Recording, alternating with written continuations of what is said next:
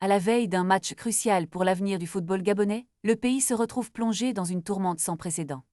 Les Panthères du Gabon, en pleine course pour une qualification directe à la Coupe du Monde de 2026, doivent faire face à une situation explosive avant d'affronter le Burundi. Le scénario est simple mais tendu. Pour accéder à cet événement mondial tant convoité, le Gabon doit impérativement l'emporter, tout en espérant que la Côte d'Ivoire ne remporte pas son match contre le Kenya. Cependant, ce qui aurait dû être une préparation sereine s'est transformé en véritable crise. Pierre-Emerick Aubameyang, l'attaquant vedette de l'équipe, se retrouve suspendu après un carton rouge reçu lors d'un match précédent contre la Gambie, malgré avoir signé une performance exceptionnelle avec 4 buts. Son absence est un coup dur pour une équipe déjà en proie au doute.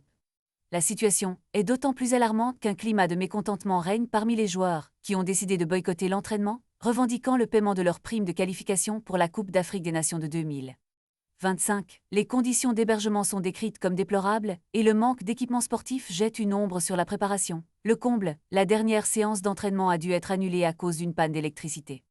Les joueurs, frustrés, ont dû regagner leur hôtel dans l'urgence. Cerise sur le gâteau, certains d'entre eux portent les mêmes tenues depuis plusieurs jours, un symbole de la crise qui secoue l'équipe. En ajoutant à cela la rupture du contrat avec leur équipementier, Puma, les Panthères sont face à une incertitude qui pourrait compromettre leur chance historique de qualification. Alors que les heures passent et que le coup d'envoi se rapproche, le Gabon est à un tournant décisif. L'équipe doit surmonter ses obstacles internes pour espérer entrer dans l'histoire du football mondial.